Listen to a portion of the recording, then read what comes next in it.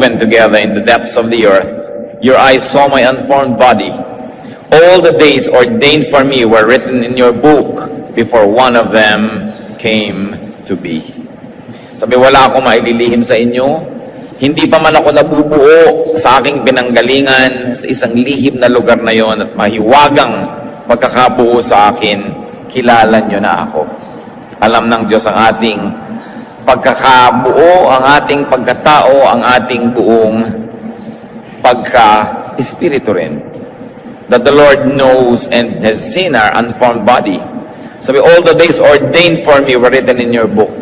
Ang aking buhay ay nakahanda na, nakatalaga na, isinulat nyo na. It was written in your book. This ordination, some people call destiny, could refer to nature, inclination, the talents, and the strengths of every individual person.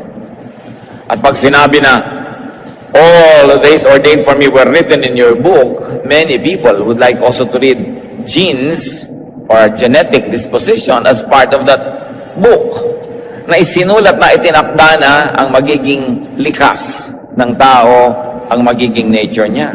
That destiny is the general and lifestyle and direction of a person. Tinatawag ko minsan sa Tagalog na palad o kapalaran. But it is not necessarily every minute detail of daily life. And by the way, a very modern science called epigenetics showed that in spite of our genetic disposition, ay maraming mga bagay na nag-i-influence sa ating pagkatao. The environment and the will of a person can change genetic activity without changing the genetic code. Very interesting study po ito.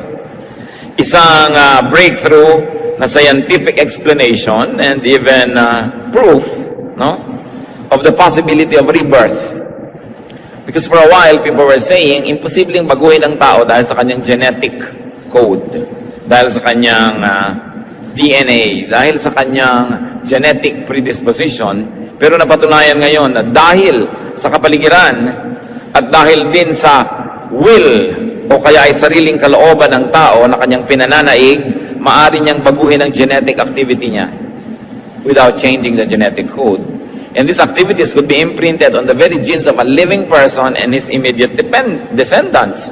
In fact, a very interesting report of Time Magazine noong January 18, ang title pa, Why Your DNA Isn't Your Destiny, says that the new science of epigenetics reveals how the choices you make can change your genes and also that of your children. So, pwedeng mabago, baguhin ng isang tao in one generation. At yan ay pwedeng mangyari sa pamamagitan ng pagpili kung ano ating ginagawa, patuloy na pagkikreate ng thoughts that turns into action, and action that turn into habits, habits that become lifestyle, can change genetic activity. But back to God's intimate knowledge of us. So kung tayo nililikha pa lang, binubuo pa lang tayo, genetic level pa lang, kilala na tayo ng Diyos, talagang alam niya kung ano ang bagay at dapat mangyari sa ating buhay. Pero hindi naman marahil ibig sabihin, pati pagpili mo kung mainit o malamig ang kakainin mo ngayon, kung ano isusuot mo bukas, tinakda ng Diyos. Pero binigyan ka niya ng isang naturalesa, isang natural na pagkatao na nakahilig sa mga bagay, na kung susundin mo yung hilig na yon at pagbibigyan ka ng kapaligiran at mangyayari yon, magaganap sa'yo yung talagang nakatakda at dapat maganap sa'yo. In a general way, because the details are up to you, because God has given us free will. Pero kilala tayo ng Diyos. Luke 12:7, indeed, the very hairs of your head are all numbered. Plural pa nga ang ginamit sa hairs instead of the more grammatically accepted na hair, kahit marami. Because grammar recognizes that you cannot count hair. But God counts hair, kaya ka hairs sa Bible. In fact, hair grows and hair falls every minute. So anong sinasabi that God knows the number of your hairs? God has a very updated knowledge of you. Hindi yung alam niya last week, last month, last year. This very minute, kung may bagong tumupong buhok at may bagong nalaglag na buhok, alam niya yung latest count. Doon tayo kakilala ng Diyos. Psalm 44:21, God knows the secrets of the heart. Kumisan nga, yung tao mismo, nalilito, hindi niya malaman kung ano yung gusto ng puso niya talaga. Pero yung Diyos alam. God is your closest confidant.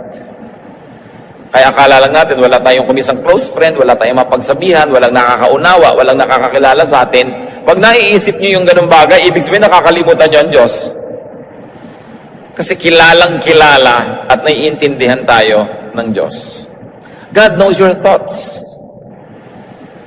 Jeremiah 12:3, you know me, O Lord, you see and test my thoughts about you. Nakikita ba ang thoughts? Hindi. Pero nakikita ng Diyos. Basan niya ang ating iniisip at lalo niyang sinusuri, sinusubok kung paano tayo nag-iisip tungkol sa Kanya. Psalm 94:11, the Lord knows the thoughts of man. And Psalm 139 verse 2, you perceive my thoughts from afar. Luke 16:15, God knows your hearts. Anong kahulugan ng ganitong mga katotohanan sa atin, mga kapatid? Kung kilalang kilala tayo ng Diyos, alam niya ang ating iniisip, therefore you can easily invite God into your thoughts.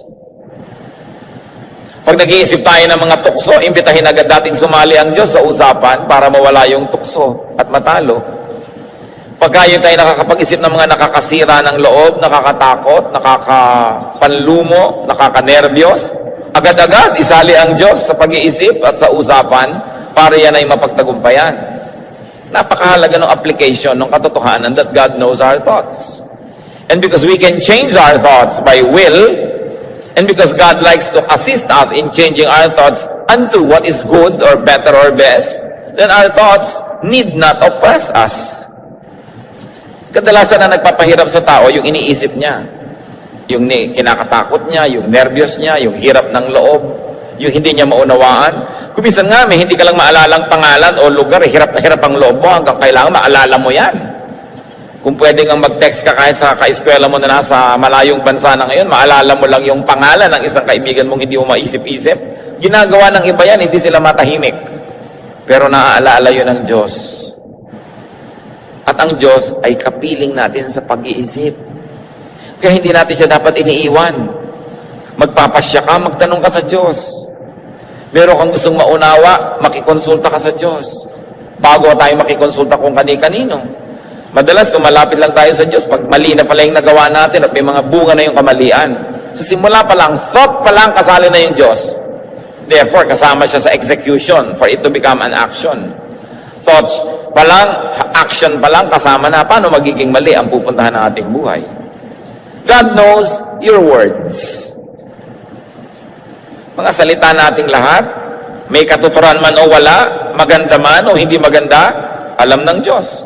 Psalm 139 verse 4, before a word is on my tongue, you know it completely, O Lord. Bago pa man mamutawi ang salita sa aking labi, alam nyo na. Bakit alam? Kasi nga alam ni Lord yung ating genetic predisposition. Alam niya yung ating nature. Alam niya yung ating likas. So, alam niya, hindi niya tayo pinagsasalita na parang robot, pero alam niya kung anong sasabihin natin. Parang kung kilala mo isang tao, parang alam na alam mo magiging reaksyon. Pero kung minsan nagkakamali tayo, pero ang Diyos, ganun ka-intimate ang pagkakakilala niya sa atin. So the Lord knows our vocabulary, and the Lord knows the kind of words that we might say. Matthew 12:36, but I tell you that men will have to give account on the day of judgment for every careless word they have spoken. Alam din natin, dahil alam ng Diyos ang bawat salita natin, we will be rewarded for every good word we say. Ang katotohanan niyan, hindi na tayo kailangan maghintay pa ng judgment day para tayo maparusahan o magantimpalaan para sa ating mga salita. Sa buhay na ito pa lang, tayo'y nakikinabang na kung tayo'y marunong at magandang magkorte ng salita at tayo'y nagbabayad at nagdurusa na kung wala tayong kwenta magsalita. Kasi yung mga tao natutuwa o nagagalit sa atin dahil sa bitaw natin ang mga salita. At ang tuwa o galit ng kapwa ay gantimpala o parusa sa atin. Sapagkat pag sila natutuwa, marami silang willing na gawin na mabuti para sa atin. At kung hindi naman sila natutuwa, kahit kaya na nilang gumawa ng mabuti, ayaw nilang gawin. O gumawa man, konti lang. Kung minsan gagawa ka pa nga ng masama dahil nagalit sa'yo, dahil sa iyong salita. And we must never forget that every word we say is recorded in eternity. May katumbas na gantimpala at parusa ang bawat salitang namumutawi sa ating labi. Bakit? We have to be responsible for our speech. Because speech is great power, and it's a great power that comes from God. Kaya nating bumuo o sumira dahil sa pananalita lang. Kaya nating umakay o magtulak, kaya nating magbigay ng liwanag o dilim dahil sa pananalita. At ito ang isang kailangang lubos na makontrol ng tao, ang kanyang pagsasalita. Alam ng Diyos lahat. Ngayon, kahit hindi natin i-verbalize, nasa isip pa lang, alam niya na rin kasi alam niya yung thoughts. Para tayo maglilihim nun. Ang masarap na comfort dyan, bawat naman mabuting iniisip mo, alam din niya. Kaya kung minsan, kahit hindi ka nare-recognize ng iba, nire-recognize ka ng Diyos. Sabi niya, what is seen in secret will be rewarded by the Father in heaven. Very importantly, God knows your feelings. Kung minsan nagdaramdam tayo, at nadaragdagan yung pagdaramdam, kasi hindi man lang napansin nung pinagdaramdaman natin na nagdaramdam na pala tayo. Nag-iinarte ka na pala, wala pa nakakahalata. Lalo tuloy kang lumulungkot at nagagalit. No?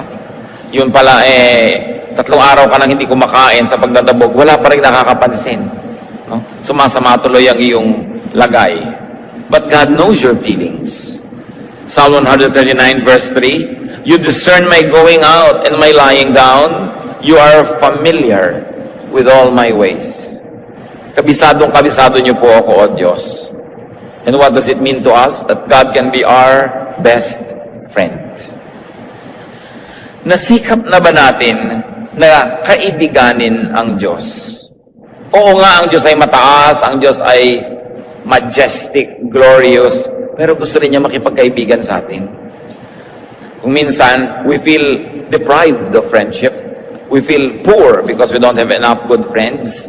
But maybe because we forget that God can be our first, foremost, and best friend. Hindi ibig sabihin na huwag ka na makipagkaibigan sa tao o sa pet mo kung gusto mo pa rin. Pero ang mahalaga, dinadevelop natin ang pakikipagkaibigan talaga sa Diyos. Because through Jesus Christ, God had become our friend. Na nahihingahan mo ng sama ng loob, na pagsusumbungan, nilalapitan, nahihinga ng mga bagay-bagay at na-enjoy natin yung kanyang company. Pag lagi tayong umiiwas sa pag-iisa, hindi natin nadidiscover yung ligaya na makapagsolo kasama ang Diyos lamang. Pagamat we were created socially, that we should interact with other people, but the beauty of aloneness is that solo-solo kayo ng Diyos, kayo lang. Walang abala at nakakapagniig talaga kayo. It is something that we should enjoy, especially kung talagang wala kang choice at wala kang makasama, alalahanin mo uli ang Diyos. Alam niyo, maraming pag-iisa. Kung lumalabo ang iyong mata, lalo pa nga at dumidilim talaga at nabubulag ka pa kumisan, kahit marami kang kasama, pwede kang matuksong nag-iisa ka eh. Dahil hindi nila lubusan uunawaan yung kalagayan mo. Pero alalahanin mo ang Diyos kasama mo, nasa puso mo, nasa isip mo. At yung hindi mo nakikita, nakikita ng Diyos para sa iyo. Kaya maaari nating makita yung daigdig, makita ang mundo through God. Yung mga nalulumpo, mga hindi makalakad, kung ano man ang kapansanan or old age, hindi ka na makapunta sa dapat mong puntahan. Kung minsan second floor lang ng bahay mo, hindi mo na maakyat. Pwede mo ngang marating kalangit-langitan through God eh. Kaya kung ang ating masyadong inaayos at dinedevelop, pakikipagniig sa Diyos, malalampasan natin ang mga limitasyon ng katawan. Limitasyon ng ating paa, ng kamay, ng mata, ng tainga, maging limitasyon ng ating isip o damdamin o puso dahil ang Diyos walang hanggan. So God is our entry point. God is our door into the eternal, into the everlasting, into that which is spaceless and timeless. And that becomes even more precious when you begin to be saddled with the reality of humanity, of mortality. Na kung minsan hindi na nagpa-function ang isang mong kidney, o mahina na ang iyong puso, o may karamdaman ng mga iba't ibang bahagi ng iyong katawan. Pero sa pamamagitan ng buhay ng Espiritu na nasa atin, pwede pa rin nating malasap, maramdaman ang ligaya ng buhay, kahit isa-isang nagsasara yung mga bintana na physical ng ating buhay, at parang dumidilim pag nagsasara yung mga bintana, pero yung liwanag na nasa kalooban natin, yung liwanag na isinilang kasabay natin, yun ang liwanag na dapat natin lalong kilalanin, kaibiganin, at kasamahin sa buhay. Kasi yun ang liwanag, yun ang saya, yun ang musika, yun ang tunog, yun ang kulay, hugis, galaw, na hindi maaaring agawin sa atin ng anumang physical limitation. Pag masyado tayo naging physical at nilimit na lang natin yung ating buong consciousness to that which is perceived by the physical senses, it is so easy to be sad. Kasi kung minsan humihira ang iyong pandinig, lumalabo ang iyong mata, humihina ang iyong mga movement, nagkakaroon ka ng mga sakit sa muscles, sakit sa mga internal organs. But the quicker that the body disintegrates, the more inevitable, in fact, the quicker eternity comes. Sapagkat ang tunay nga niyan, ang sinasabi, yung pagpalya ng katawan natin hanggang sa extreme nito, kamatayan nito, yun ang tunay na pinto para makapasok tayo dun sa buhay na iba, walang hanggan at spiritual. Of course, we were wired to appreciate and even to love life on this earth and in this body. But if that kind of life begins to be less and less, you know that there is something that becomes more and more. Kasi walang vacuum. And vacuum always attracts something. So pag lumiliit na yung mundo mo physically, nagkaka-espasyo para lumaki yung mundo mo spiritually. All the more that we should develop our spirituality and our fellowship with God. At madali sapagkat kilala niya tayo. God knows your actions. Revelation 2:19, I know your deeds, your love and faith, your service and perseverance. Maraming naglilingkod sa Diyos. Masaya na kahit hindi sila mapansin ng iba. Kasi alam naman nila, pinapansin nyo ng Diyos. Meron din naman mga naglilingkod, masama loob, pagka hindi nare-recognize, hindi napapalakpakan, hindi nakikilala, maaari natin dapat na suriin kung sino ba pinaglilingkuran natin, ang pagkilala, ang palakpak, ang recognition ng tao, o yung Diyos na nakakakita ng lihim. At sapagkat wala namang lihim sa Kanya, at siya ay Diyos sa makatarungan, alam niyang gantimpalaan ang lahat ng mabuti nating ginagawa, lalo't sikreto. Mas gusto ng Diyos yung mga sikretong mabubuting gawa. Sabi niya, do not sound trumpets before you when you give alms to the poor. Huwag na kayong tumawag ng pansin pag gumagawa kayo ng mabuti. Nagbibigay kayo na inyong mga abuloy, mga handog, mga ambag. Huwag na kayong magpakilala pa. Sapagkat ang nakikita ng Diyos na lihim na nagbibigay ay lalo niyang kinalulugdan. At lihim niyang ginagantimpalaan. Mabuti na nga kung ang gantimpala ng Diyos sa'yo, lihim, kung alam ng lahat ng kamag-anak mo, baka salakayin ka agad. Mabuti nga yung lihim, para nakakabuelo ka naman. Gusto natin lagi, public na public. So, nababaligtad.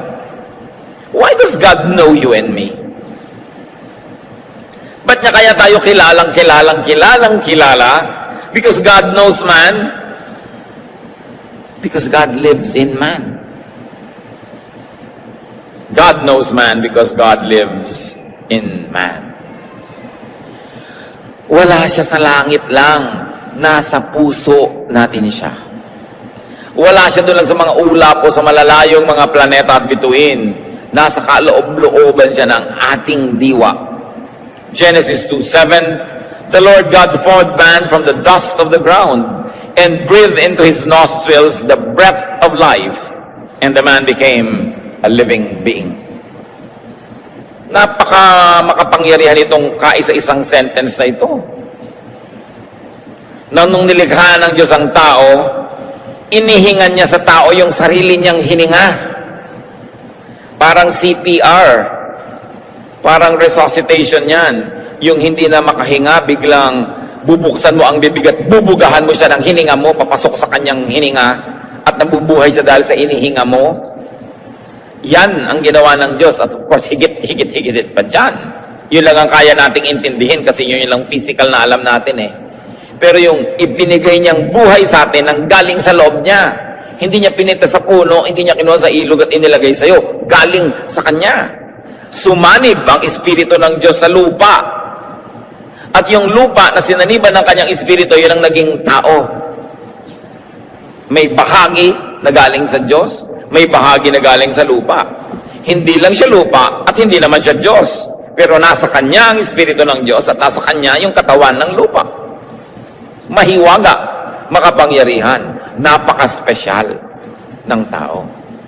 God's Spirit is given to man. God's Spirit lives in man. And God's Spirit will return to God after death. Pag ninamnam nyo to, ang sarap-sarap mamatay.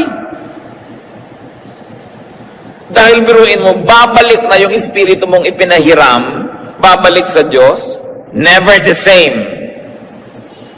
Yung Espiritong galing sa Diyos, inilagay sa lupa, naging tao, at dahil yung Espiritu na naitumira sa katawang lupa, naranasan doon ang hindi kayang maranasan ng Espiritu lamang na walang katawan. Kaya napayaman din ng human experience yung Espiritu. The Spirit of God is all the potentials because this is the Spirit of God, but it's only a potential. It is not physically real until it takes on a physical body.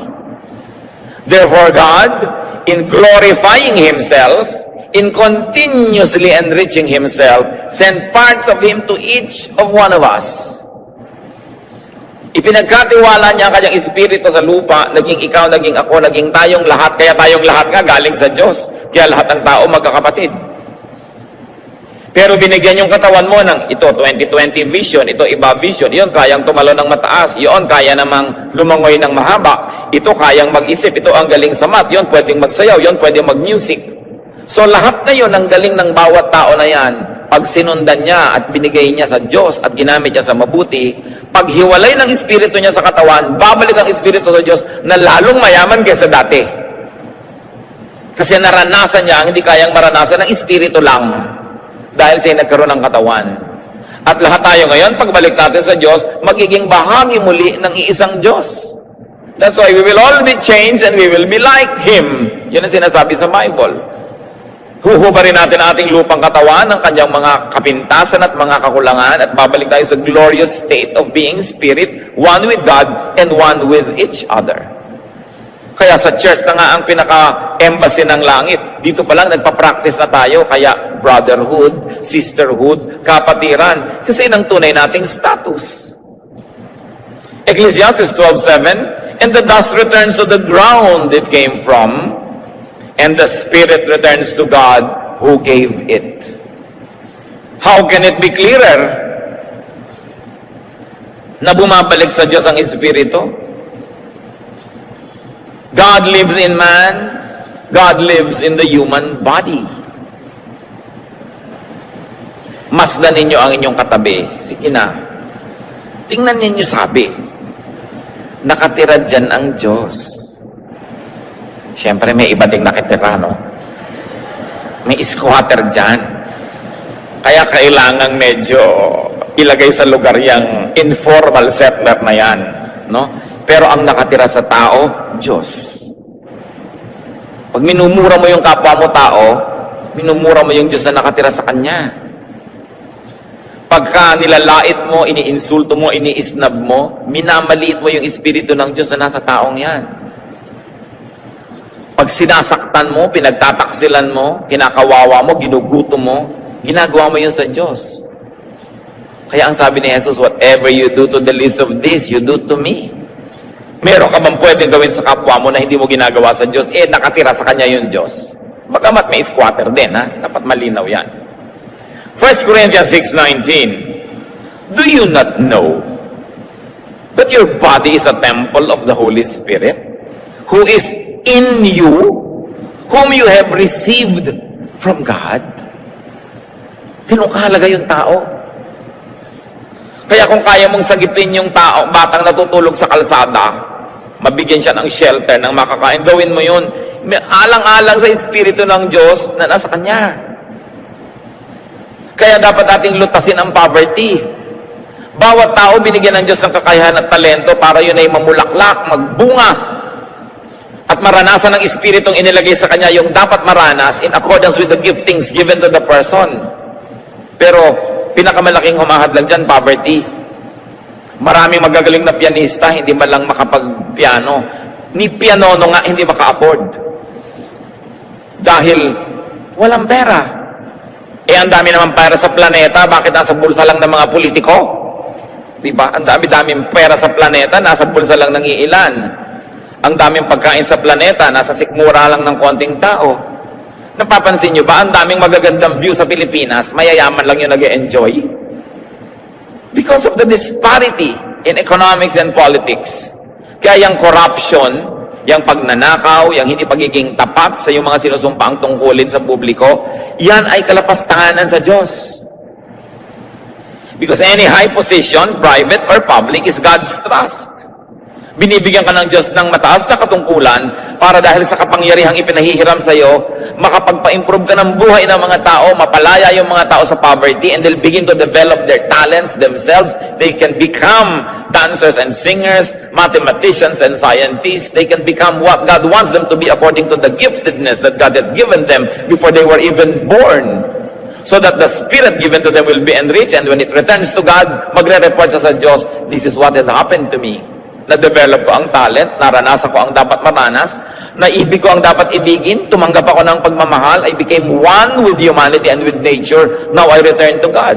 Kung may nalilito pa sa atin kung anong mission ng buhay, yun.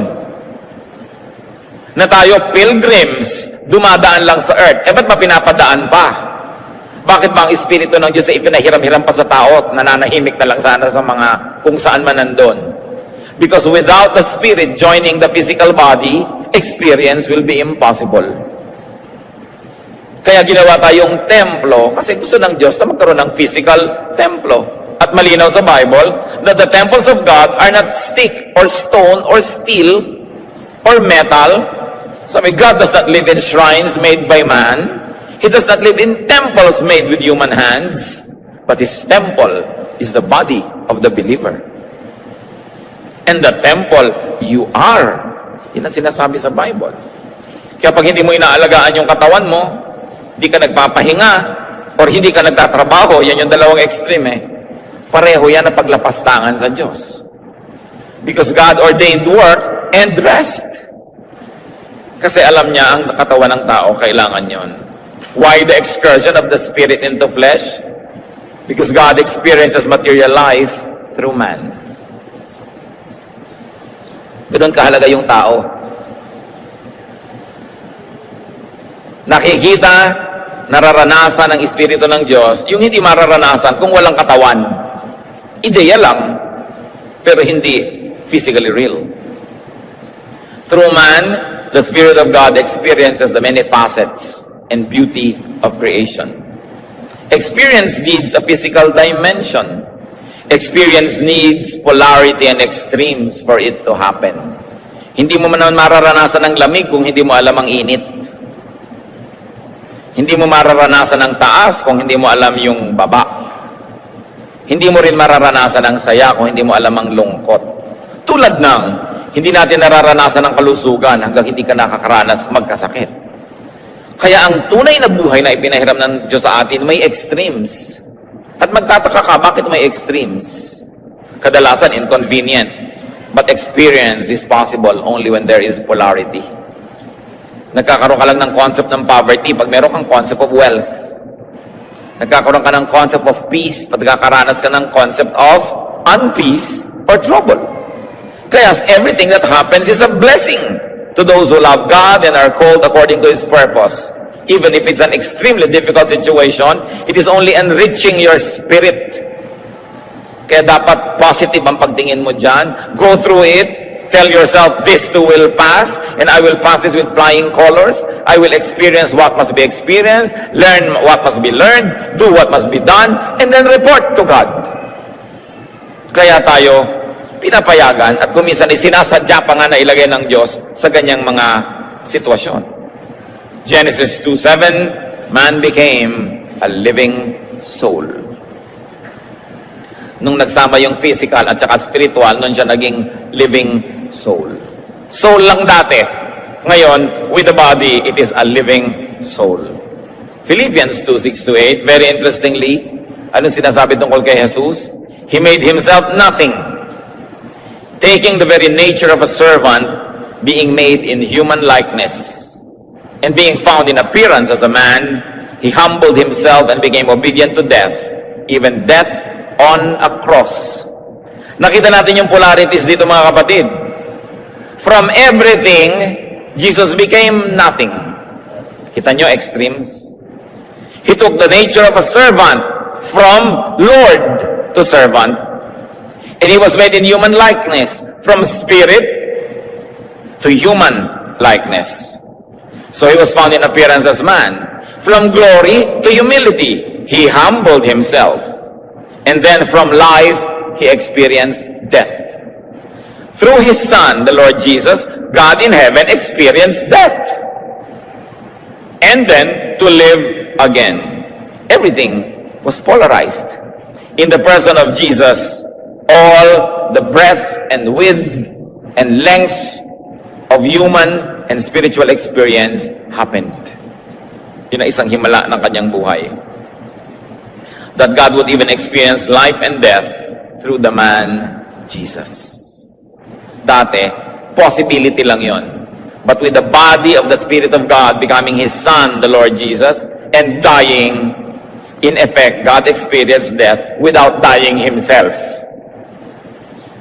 Kasi malaki naman problema kung yung buong Diyos yung mamatay para lang niya maranas, di biglang walang Diyos. Kaya mga iba, pagka Biyernes Santo, huy, patay ang Diyos, gumawa na tayo ng kasalanan. Kinicommemorate pa lang yung kamatayan, pero hindi naman siya namamatay muli. Now, why the incarnation? Bakit pa? Bakit pa tayo lilikhain? Bakit pa ipapadala yung Espiritu ng Diyos para maging tao? Because God, in His infinite wisdom and choice, chooses and works through man. Hindi niya pinapaliwanag, pero kung may ginagawa ang Diyos, gusto niya, pinapagawa niya sa tao. 1 Samuel 2:35, I will raise up for myself a faithful priest who will do according to what is in my heart and mind. Pwede naman kausapin ng Diyos lahat ng tao directly, di ba? Pero bakit may priest? Yung priest nakatayo sa pagitan ng Diyos at tao. Sasabihin ng Diyos sa priest, sabihin mo sa mga tao ganito. Sinabi naman ng priest. Yung mga tao naman may request sa Diyos, papadating kay priest, sabi naman ni priest. O sabi po ng mga tao ganito, o sumasagot naman ng Diyos. Nakikita nyo ang daming ganyang pattern sa Old at maging sa New Testament. Sabi niya, ako ang magtatayo, paghihirang sa isang tagapamagitan. Yan siguro ang magandang Tagalog sa priest. Tagapamagitan. No? Ang ganon. Nasusunod sa gusto ko. Yung ipinapasabi ko ang sasabihin. Hindi dadagdagan, hindi babawasan, hindi magpapacute, hindi magpapapopular. Pag ipinapasabi ko, yun ang sasabihin. At sa katunayan, yun ang mga powerful preachers. Yung pag ipinapasabi, sinasabi nga, tamaan ang tatamaan, matuwa ang matutuwa, pero yung gusto ng Diyos sabihin, sinasabi. Kaya ang mga tunay na mga anak ng Diyos, sasaktan na nga, nagkadurog-durog at nagkabugbog-bugbog. Simpa, wow, I'm blessed. No? Yan ang talagang attitude na maganda, yung alam mong tinamaan ka at nasaktan ka, pero alam mong dapat ka naman talagang tamaan eh. Kaya natutuwa ka because you are edified, even for us to do. What does it mean? Hindi ka pa ipinapanganak, may assignment ka na. Kaya ano ang misyon ng buhay? Hanapin mo kung ano ang iyong misyon. Ang iyong assignment. Nasabi ng Diyos, gawin mo ito. Pagkatapos ng buhay mo dito, uuwi ka sa Diyos, magre-report ka. Anong ginawa mo? Napaka-importanting maintindihan yon. Once more, yan ang problema sa poverty. Dahil ang mga tao, isang kahig, isang tuka. Hindi na lang kakaroon ng oras mag-isip kung anong kahulugan ng buhay. Puro na lang kasi pag-aagaw buhay ang nangyayari. What is my talent that should be developed so I can experience for the Spirit of God what can be experienced only through my body? Everybody is unique. Kaya dapat lahat may papel sa buhay. Pero kung nauubos ang mula umaga hanggang gabi mo para ka lang kumita, at yun ang malungkot na katotohanan sa maraming tao, ibig sabihin we are failing the agenda of God. That's why the people of God must wage war against poverty. mas expose and fight corruption, mas make wealth and redistribute the wealth of the planet through political, economic, and social power. Kaya maganda yung may power kung ginagamit mo para sundin mo yung kalooban ng Diyos to distribute. So everybody will develop. Nakakalungkot, meron ang galing-galing na pintor pero hindi na siya matutuloy magpinta dahil nawasak na yung kamay niya kasi sibak ng kahoy. Kasi kailangan niya mabuhay. So, anong ginawa? Nilikha pa siya ng Diyos, taga-sibak ng kahoy? Taga-buhat ng crane? Dahil yung crane sira. So, pati crane binubuhat na. Hindi masamang gawin. Pero hindi lang yun ang dahilan, kaya tayo nabubuhay. John 6:38, "For I have come down from heaven, not to do my will, but to the will of Him who sent." At lahat tayo ganun, may assignment. Kaya mahalagang lumalagay ka sa lugar at ginagawa mo kung ano yung tama. One way to know your assignment in life, look at your natural talents. Colossians 2:9, "In Christ, all the fullness of the deity lives in bodily form." So the believer lives in Jesus. Jesus lives in you, you live in the believer. In Jesus rather. 1 John 2:6, "Whoever claims to live in Him must walk as Jesus did." So babalik na uli sa iyong misyon. Kasi nabuhay na uli ang Espiritu ng Diyos sa iyo, baka to mission. Ano bang mission ko sa buhay? Kaya hindi lang isang motif na nadadagdag sa buhay ng tao, si Jesus. Nagkakaroon ka ng mga bagong pananaw, bagong gawain, bagong pagkatao. Acts 17:28, "For in Him we live and move and have our being." So God knows. God knows you, God knows your words, God knows your thoughts. Kasi kasama natin siya. Kaya kilala natin niya tayo. So because God knows, rest in God if you do good. Pag gumagawa tayo ng mabuti, pahinga mo ang spirito mo, huwag kang mag-alala sa award, sa reward, sa recognition. Alam ng Diyos. Pagpahinga ka lang. Psalm 58:11, "Then men will say, surely the righteous still are rewarded. Surely there is a God who judges the earth." Rest. Do not always fight or seek recognition or payment. God knows. 1 Peter 3:12, "For the eyes of the Lord are on the righteous, and His ears are attentive to their prayer." And because God knows, inversely, beware if you do evil. Kaiingat ka kung patuloy kang gumagawa na mali. Kasi alam din ng Diyos.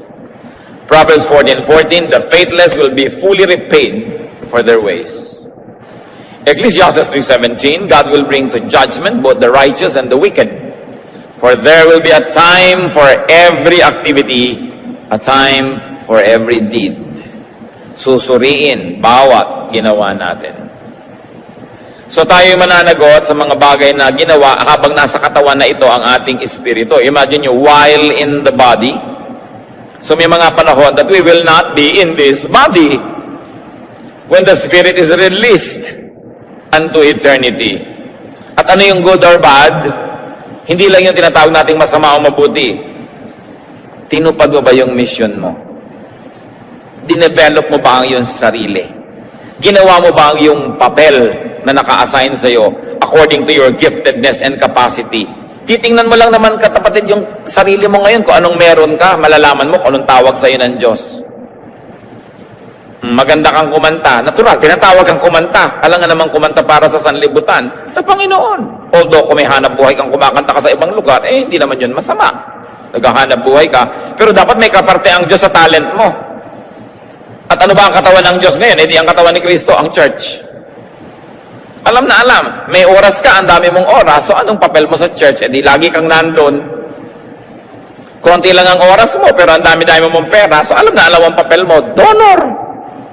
Dahil wala kang oras pero may ibibigay ka naman. Ikaw naman ay engineer, ikaw naman ay architect, may construction, ang mga kapilya. Alam mo, papel mo, hindi mahirap yan isipin sa buhay. Instrumentalist ka, teacher ka, binigyan ka ng Diyos ng gift so that you can participate in the body of Christ and in the world as well. May pananagutan ka sa buong kapaligiran. So yun yung good or bad. Ang tanong, O, ikaw ba, ilang na-compose mong kanta? Wala po. Judgment seat na to, ha? Eh, binigyan kita ng talent mag-compose, anong ginawa mo? Di ba? Yun ang tanong. Anong binigay sa'yo? Parang yung mga taong binigyan ni Jesus ng talent, 10 talents, 5 talents, 1 talent, na naman pera naman yung talent na yun. Pagbalik niya, sabi niya, anong ginawa mo? Anong ginawa mo? Anong ginawa mo? Hindi sa talent ng iba, sa talent mo. Kaya hindi ka dapat naiingit sa iba eh. Ang galing naman nun, kung ganun lang ako, may gagawin akong ganun. Eh, hindi nga ikaw yun eh. Ikaw ay ikaw. So, tingnan mo kung sino ka. Yun ang papel mo sa buhay. At kung ano yung binigay sa iyong likas, i-develop pa. Yun ang isa sa mga pananagutan mo sa Diyos, kung anong pinagkagawa mo sa iyong talento. Nagamit ba yan sa kaluwalhatian ng Diyos, sa ikabubuti ng tao, ng mundo? Maiksi lang naman ang assignment natin dito, 50, 60, 70, 80, 90, 100 years. Sandali-sandali. Dapat hindi tayo mag-aksaya ng panahon. Napakahalaga. So God knows you intimately. God lives in you. Not for 1 minute that you should forget that you were created for a purpose. And the purpose is for the God to live in you. For the Spirit of God to experience the physical world through you. And to do good in the physical world through you. So, live according to design. Let God's Spirit experience the material world through you. And return to God with mission accomplished. Therefore, because you belong to God, you belong with all other living creatures. Napaka-importante. Tingnan nyo yung mga halaman, mga kapatid. Humihinga ka. Hiningahan ka ng Diyos minsan. Diba? Pero, paghinga mo ba, nag-inhale ka, tama na? Sino ngayon ang iniwan ng Diyos na tagahinga uli sa'yo? Alam nga namang siya na lang lagi. Marami pa siyang ibang gagawin sa buhay. Mga halaman. Kung nag-excel ka ng carbon dioxide, kukunin ng halaman yon, pagbalik sa'yo, oxygen na. So, sino ngayon ang kahingahan na yun? Ano? Hindi mo minamahal ang mga halaman. Nakikita niyo yung ginagawa ng mga sakim na mga negosyante. Sobrang careless deforestation. Kinakalbo yung mga gubat. Sino nagdurusa? Kapwa-tao, lalo yung mahihirap. Kasi yung logger naman, yung may-ari ng logging company, may bahay yun sa city na malaki, may bahay abroad yun. Kahit bumahaba doon sa kinalbo niyang bundok, hindi siya apektado. Nakita niyo yung pananagutan ng mga makapangyarihan at ang pagwaldas nila sa kapangyarihang ipinahihiram ng Diyos. Kaya kung mahal mo ang Diyos, mahal mo din dapat mga halaman. Tanim ka ng tanim, kahit sa paso, sa drum, sa tansan, pwede rin. Tanim ka ng tanim. Dahil mahalaga yung halaman, bahagi ng buhay natin yan. Kaya nagkakanda, wasak-wasak ang buhay natin because we destroy plants. Eh, yun ang kahingahan mo eh. Yun ang iniwan ng Diyos. Sabi ng Diyos, halaman, ituloy mo yung kahingahan dyan. Alangan namang ako na lang lagi. So, iniwan niya yung daigdig, self-sustaining. Kaya importante sa atin yan. We blend, we unite with God's creation. You participate in nature. You nurture nature. And you allow nature to nurture you. God understands and knows you. God guides you. And God awaits your return to the realm of the Spirit, to the realm of the divine, so you could be with Him again forever, enriched by your excursion on earth. When that happens, death is indeed victory. So live your life according to God's design of you. May papel ka sa buhay. 1 Corinthians 12:7, to each one, the manifestation of the Spirit is given for the common good. Ang linaw ha.